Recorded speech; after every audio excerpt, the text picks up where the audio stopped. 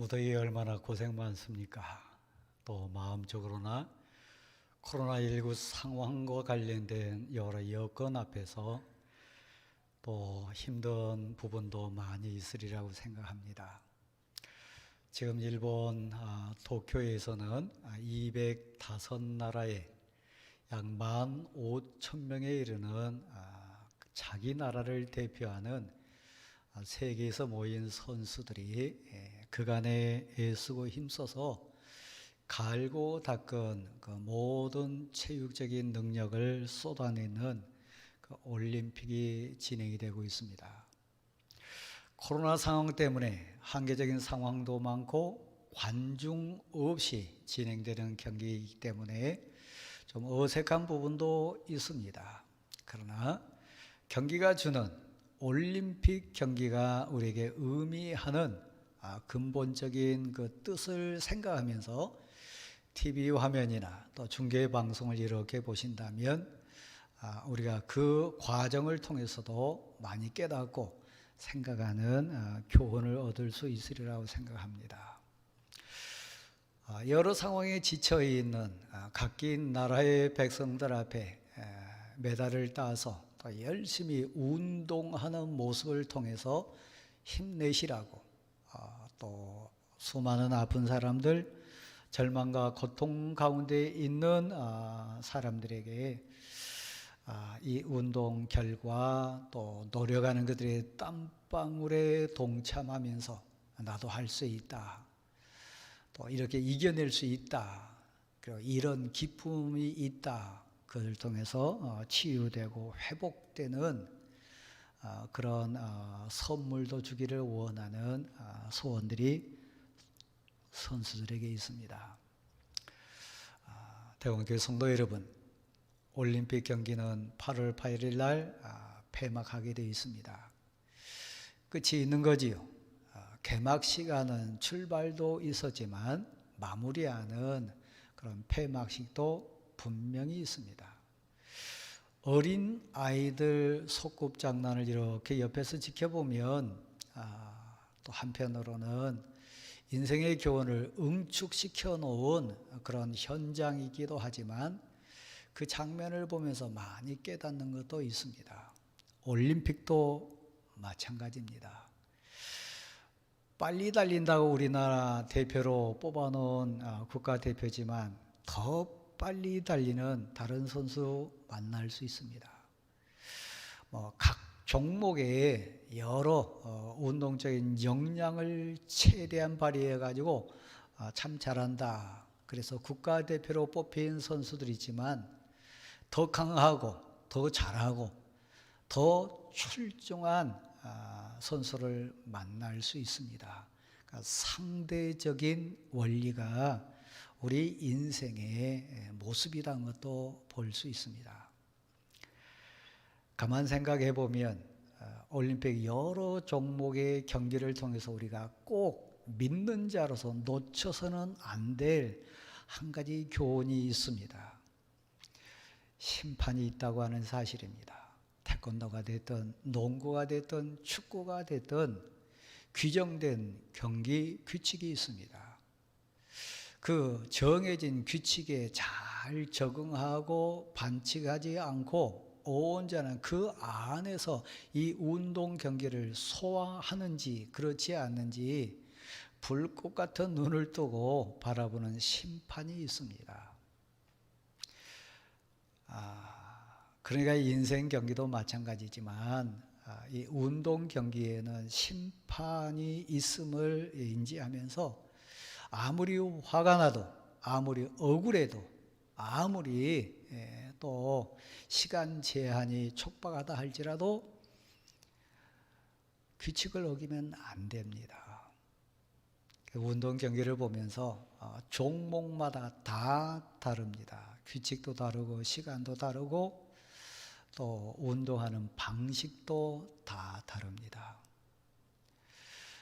그래서 이 올림픽을 통해서 우리가 댁에 계시지만 깨닫고 생각하고 또 힘을 얻고 같이 마음을 공감할 수 있는 부분들은 참 많은 것 같습니다. 그래서 이번 다음 8월 8일까지 진행되는 올림픽을 이렇게 보면서도 깊게 여러분이 삶의 모습을 점검해보는 계기도 됐으면 좋겠다.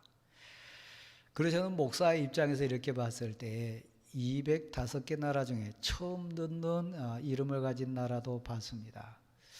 전통 의상을 입고 나온 선수들 뿐만 아니라 또 여러 피부 색깔이나 생김새나 모두가 달랐습니다.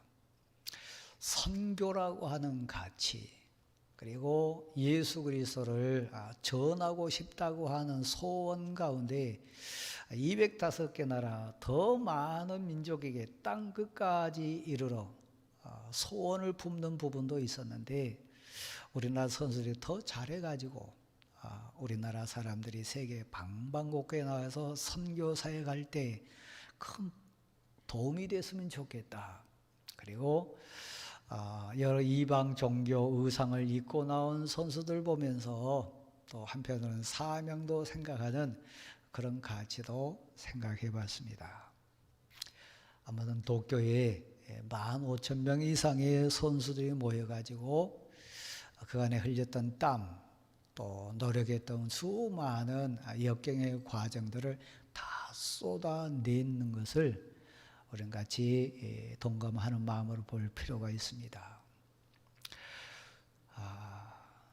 성도 여러분, 오늘 본문 배경은 도쿄올림픽 때문에 저 일본 동경에 많은 사람들이 모인 것과 같이 수문 앞 광장에 이스라엘 민족이 다 모였습니다. 누가 더 잘하나, 누가 더 세냐, 누가 더 빠르고 누가 더 강하냐, 육신을 자랑하는 그런 모임이 아니라 만왕의 왕이신 하나님 앞에 그들은 갈급한 심정으로 모였습니다. 육신의 금메달이나 은메달이나 동메달 따기 위해서 모인 모임이 아니라 살기 위해서 하늘 은혜를 사모하는 절박한 심정으로 수문 앞에 있는 광장에 이스라엘 백성들이 모였습니다. 배경이 그렇습니다. 우리가 잘 아는 출애굽 그 과정은 430년 동안 애굽에 묶여있던 인생들이 하나님의 은혜 가운데 그 애굽을 빠져나오는 과정을 그리는 그런 부분입니다. 근데 오늘 본문 느헤미야서의 배경은 70년 동안 바벨론이라고 하는 나라의 포로 삶을 살다가 이제 출애굽한 백성들처럼 다시 예루살렘에 이스라엘에 회복돼서 돌아온 인생들이 주류를 이루는 그런 과정입니다. 왜 포로가 됐을까? 적어도 하나님의 택한 백성들이고 하나님께 은혜 있고 사는 인생들이었는데 왜 저 이방 민족에게 나라도 뺏기고 말도 뺏기고 짐승처럼 묶여 산 인생으로 그 70년 인생을 왜 포로로 살았을까? 돌아오는 포로 귀환의 모든 과정을 통해 깨닫는 바도 많았지만 오늘 수문 앞 광장에 모인 목적이 그겁니다. 나 하나님의 사람인데 나 은혜 받고 사는 사람이고 특별히 사명자인데 왜 나는 세상에 묶였을까? 왜 나는 포로와 같은 눈물이 있고 포로와 같은 자유를 다 뺏겨버리고 참 기쁨을 느끼지 못하고 사는 그런 인생이 되었을까? 하나님이 은혜 주셔가지고 마음속으로 일어나는 소원들을 다 샘솟게 해서요. 말씀을 듣고 싶다. 하늘 양식을 사모한다. 하나님의 은혜가 우리 살 길이다. 우리가 누군가 우리 택함 받은 선민인데 왜 우리가 포로가 됐고 이런 비참한 인생이 되었는가? 어느 순간에 알아들을 만한 모든 인생은 광야로 다 나왔습니다. 남자든 여자든 어린아이든 나이 많은 노인이든 그들은 다 하나님의 부르심 속에 은혜에 사모해서 수문화 광장에 다 절박한 심정으로 나왔습니다. 비대면이지만 오늘 시간을 구별해 가지고 예배 자리에 말씀 앞에 나온 여러분의 마음과 같을 수 있습니다. 어찌 보면 더 절박할 수 있습니다.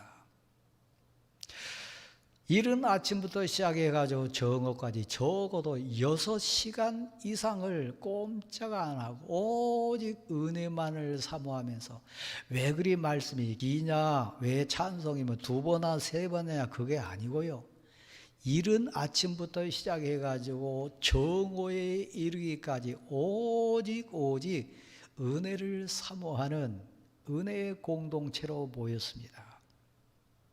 그러니까 믿는 자들이 믿음의 권능이 뭐고 은혜가 무엇이고 성령 강림이 무엇이고 참된 예배가 무엇인지를 단적으로 보여주는 믿음의 현장이 지금 수문화 광장에서 이루어지고 있습니다.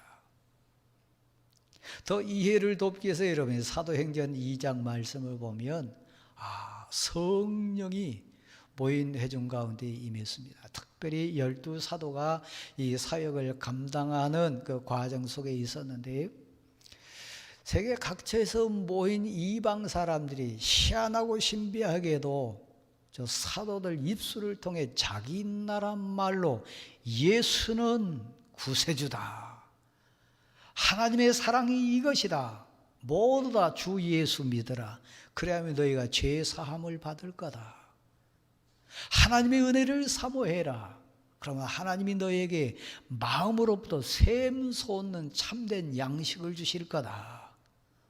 사도들 입술을 통해 선포되고 고백되는 복음의 메시지를 다 듣게 되었어요. 희한했어요.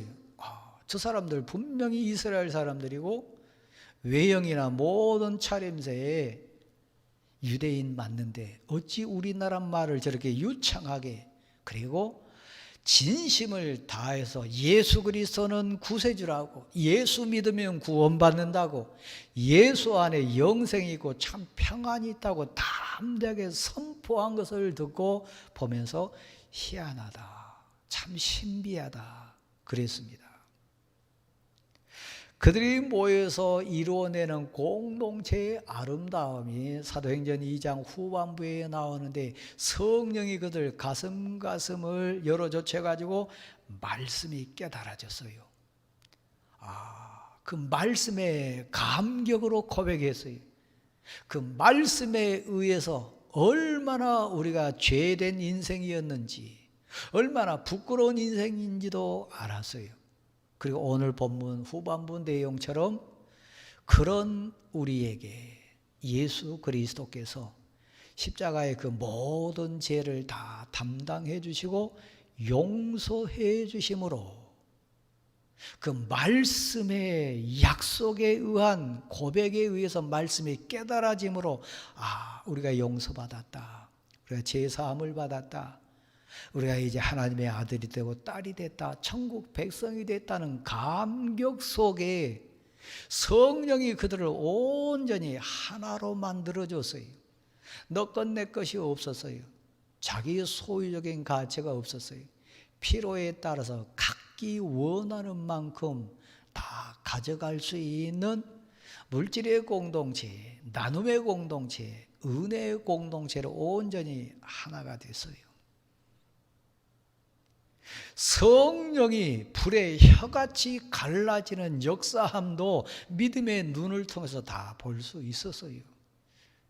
그래서 완전히 은혜의 공동체로 기뻐 뛰며 찬송하고 예배드리고 말씀 앞에 아멘 아멘 하고 사도들의 가르침을 받아가지고 그들의 인생에 대한 교훈뿐만 아니라 사명뿐만 아니라 자기들이 해야 될 인생사의 여러 부분을 온전히 고백하고 깨닫는 현장이 사도행전 2장에 있는 초대교회의 모습이었습니다. 오늘 본문이 구약 성경에 나오는 사도행전 2장과 같은 현장입니다. 바벨론에서 포로 생활 70년 하고 왔더니 70년 동안 저 아람어를 쓰고 페니키아를 쓰고 바벨론 말을 쓰다 보니까 이스라엘 말인 히브리 말을 잊어버렸어요. 서툴렀어요.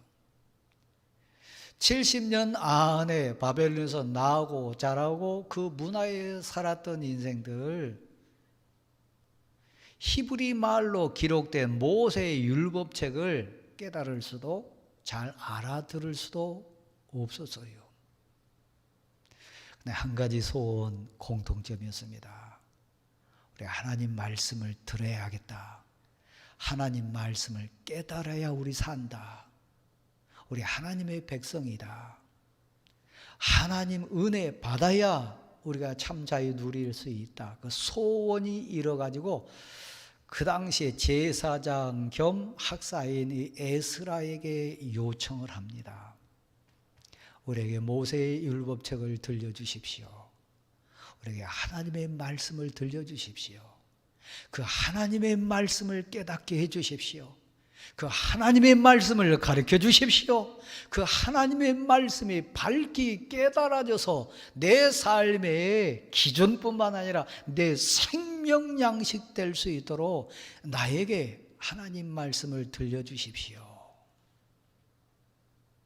아버지뿐만 아니라 어머니, 형제들뿐만 아니라 집 안에 있는 어린 아이들에게까지 그 생각은 같이 공유됐어요. 그래서 알아들을 만한 자는 다 모였어요. 그런 절박성으로 모였습니다. 그래서 여러분 1장부터 7장 말씀을 보면 하나님이 느헤미야라고 하는 정치 지도자를 세워가지고 이스라엘의 모든 구조를 완성해 갑니다. 정치적인 제도뿐만 아니라 성벽이라고 하는 외형적인 모양새를 갖춥니다. 울타리를 만들 뿐만 아니라 그리고 성벽을 쌓아서 무너지고 망가졌던 삶의 현장을 어느 정도 이제 폼새나게 외형을 만들어 놓습니다. 예루살렘 성벽을 쌓아요. 그래서 완성시킵니다. 그리고 7장 내용은 이제 새로운 제도뿐만 아니라 성벽을 다 쌓은 다음에 각 지파별로 사람을 계수합니다. 우리 선민이다.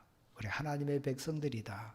성도 다시 쌓고 정치 제도도 이제 다시 완벽하게 했으니까 이제 우리 지파별로 사람들 다 파악해 가지고 새로운 인생 살아보자. 새 나라 만들어 보자.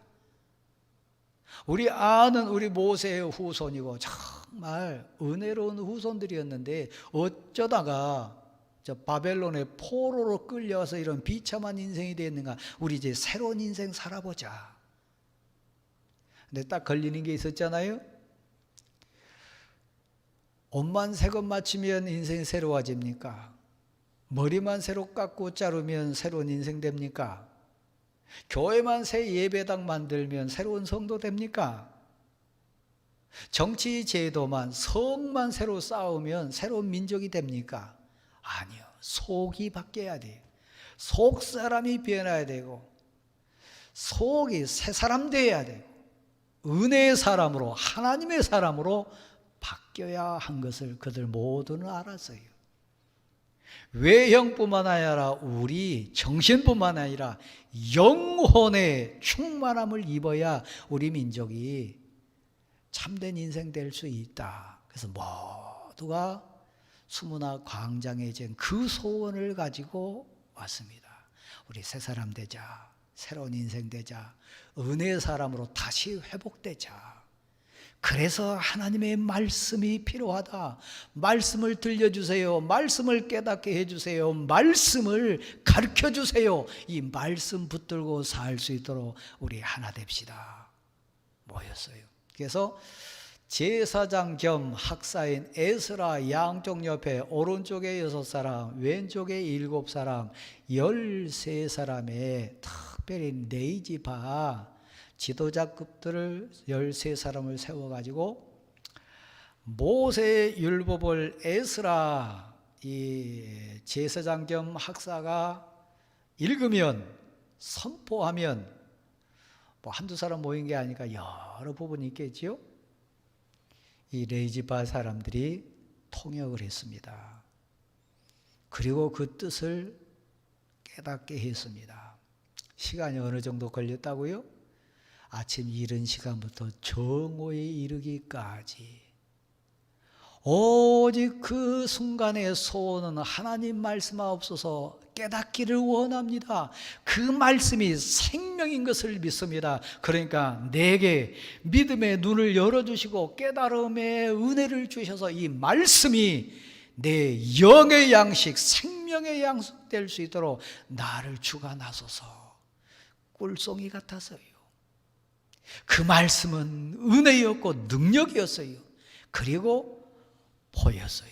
왜 우리가 포로가 됐는지, 왜 우리가 망하게 됐는지, 왜 우리가 짐승 취급을 받게 됐는지, 왜 우리 눈에서 슬픈 눈물을 흘리게 됐는지, 왜 우리가 이런 비참한 인생이 됐는지 깨닫게 됐어요. 말씀이 그들을 비췄으니까요. 말씀이 들렸으니까요. 그 말씀의 거울에 자신을 비춰보니까 다 울었다 했습니다.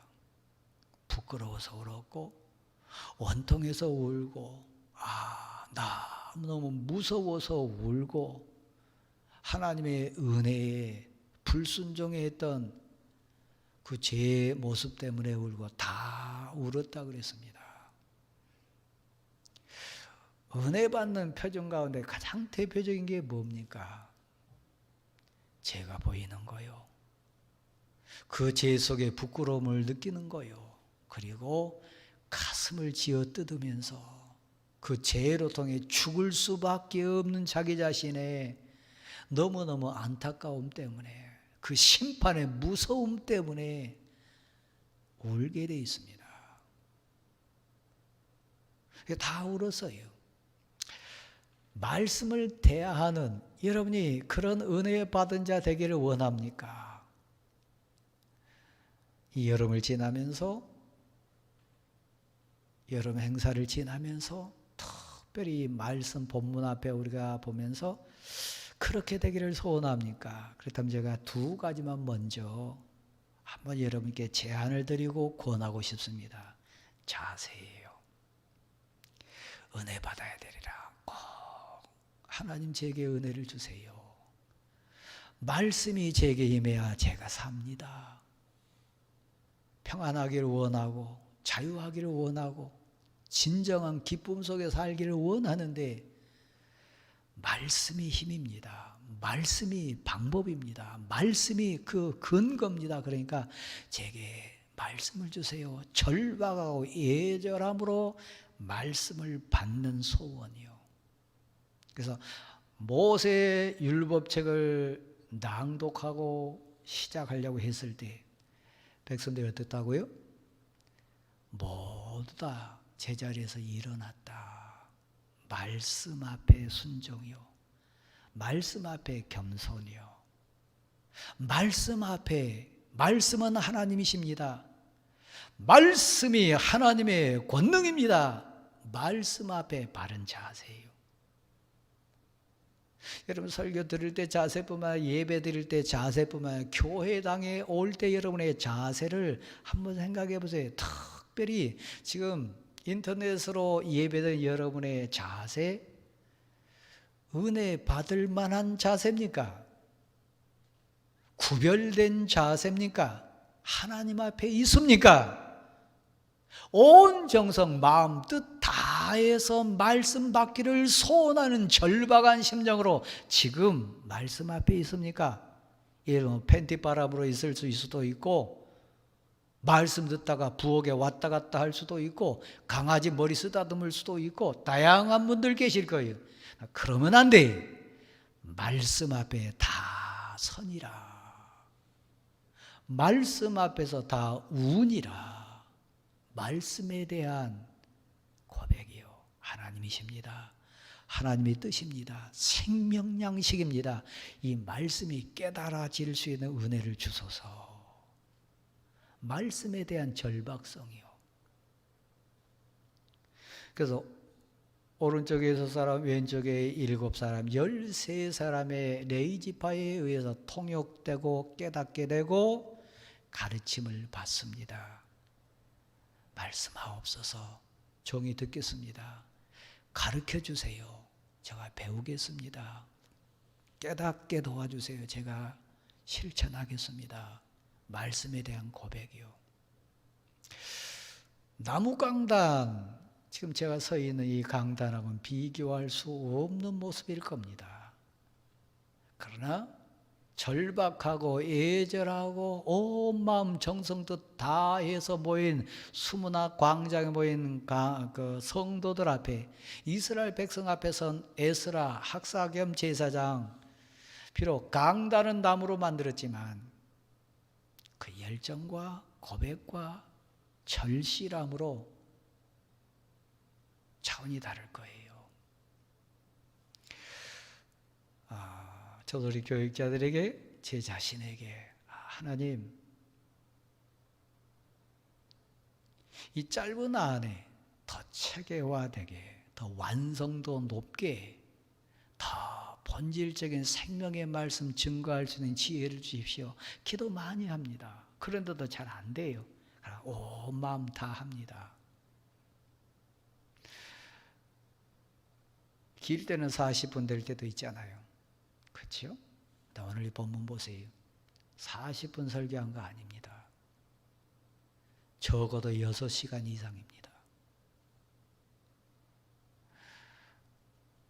이런 말씀 받을 때 알아들을 게 있는 자는 다 동참했어요. 말씀이 생명이니까요. 그 말씀이 내 사는 비결이니까요. 아무리 성을 잘 쌓아도, 아무리 정치 제도를 완벽하게 갖추어도 말씀 없으면 평안 없습니다. 말씀 없으면 자유 없습니다. 위로부터 임하는 생명의 은혜 없으면 참 기쁨 없습니다.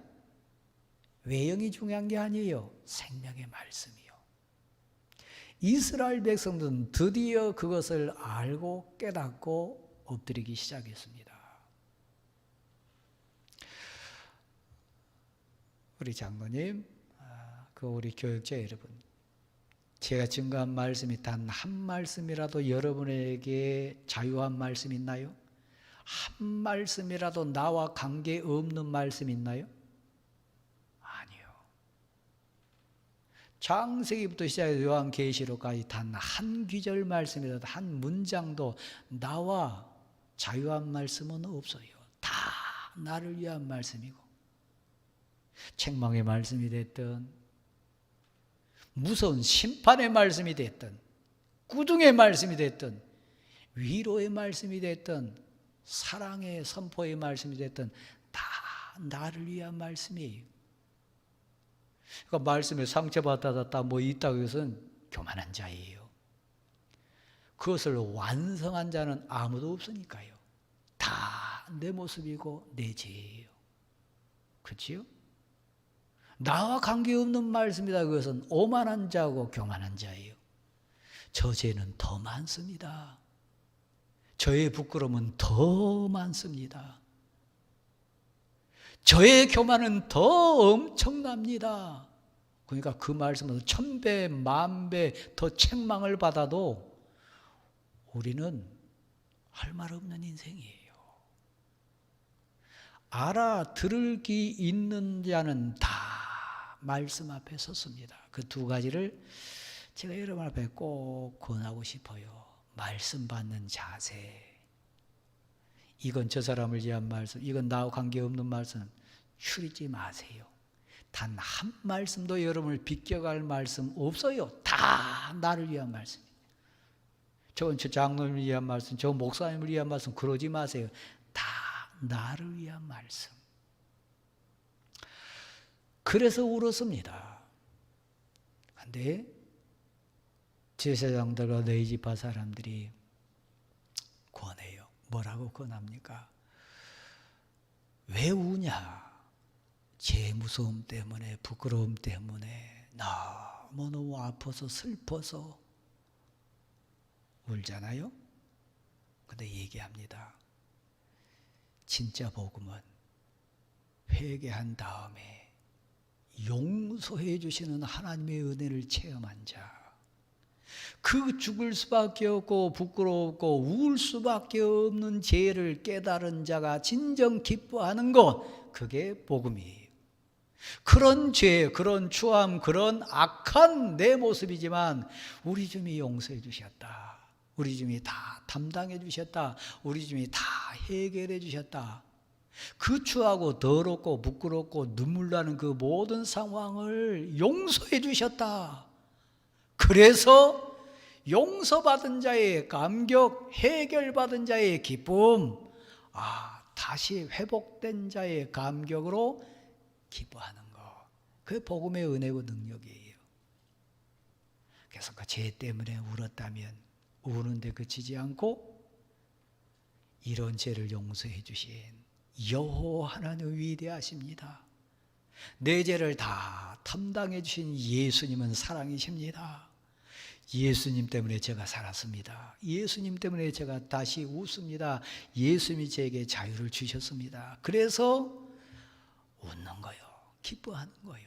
그래서 수문 앞 광장에 모인 백성들은 울다가 어떻게 된다고요? 한 단계 더 나갑니다. 웃습니다. 기뻐합니다. 하나님 왜 우리를 부르셨냐? 하나님 왜 우리에게 말씀을 주셨는가? 왜 하나님이 말씀을 깨닫게 하셨는가? 왜 하나님이 우리에게 이 자리에 정말 이런 성령의 임재를 허락하셨는가? 용서하시며 회복해 주시며, 그래서 지옥을 극복한 자, 그래서 추하고 더러운 죄를 해결한 자의 감격이 찬송이 되고 기쁨이 됩니다. 이게 복음의 현장이고 은혜의 현장입니다. 오늘은 주의 성일이니 기뻐하자, 즐거워하자.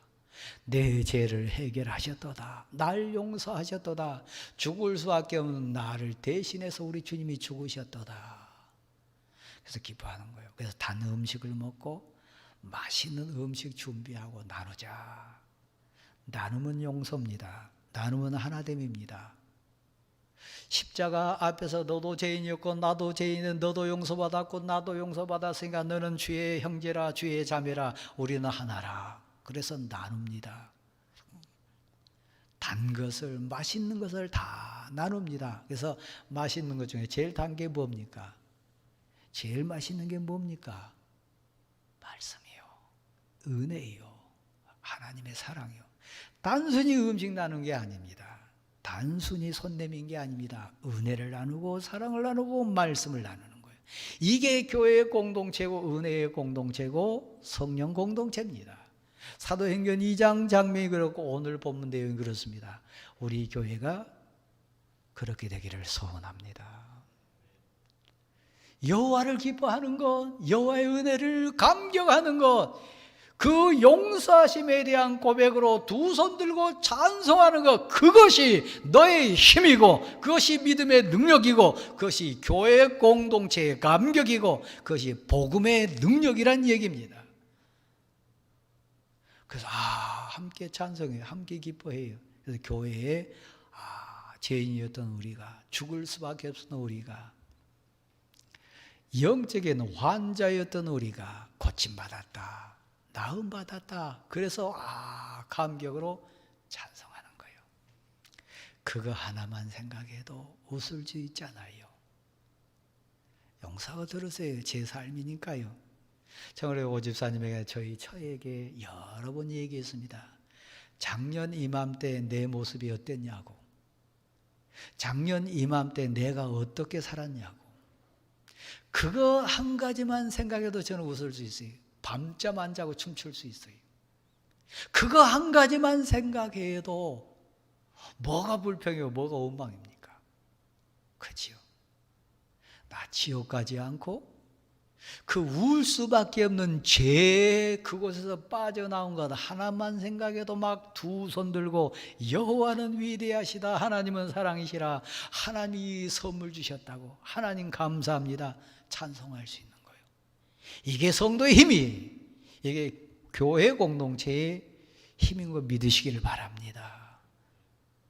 교회는 은혜 공동체예요. 교회는 감격의 공동체입니다. 그래서 여호와를 기뻐하는 것, 즐거워하는 것, 그게 너희의 힘이니라. 한 가지 더 제안을 합니다. 그게 뭐냐면 너희가 잃어버렸도다. 광야 삶을 생각해봐라. 그때 만나 먹고 살았고, 그때 구름 기둥 아래 살았고, 그때 불기둥 인도 따라 살았던 너희인데 그거 잃어버렸으니까 너희가 포로됐다.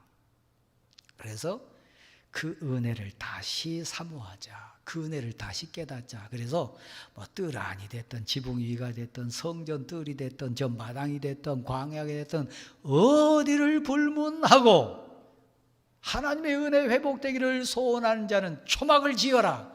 그리고 만나를 주신 하나님, 구름기둥 보내주시고 구름기둥 보내주셔가지고 인도해 주신 하나님의 은혜를 다시 한번 생각하자. 은혜를 회복하자. 여러분 은혜 받은 자예요. 여러분 복 받은 자예요. 그러니까 그 은혜 생각하면서 믿음의 초막을 지으세요. 여러분 삶의 현장에다가, 이 교회 당에다가, 여러분 직장에다가, 여러분 가정에다가 믿음의 초막을 지으세요. 그리고 나 만나 먹고 살았던 인생, 나 구름기둥 때문에 살았던 인생, 나 불기둥 인도받으면서 여기까지 온 인생, 감사합니다. 믿음의 초막을 짓는 여러분 되기를 소원합니다.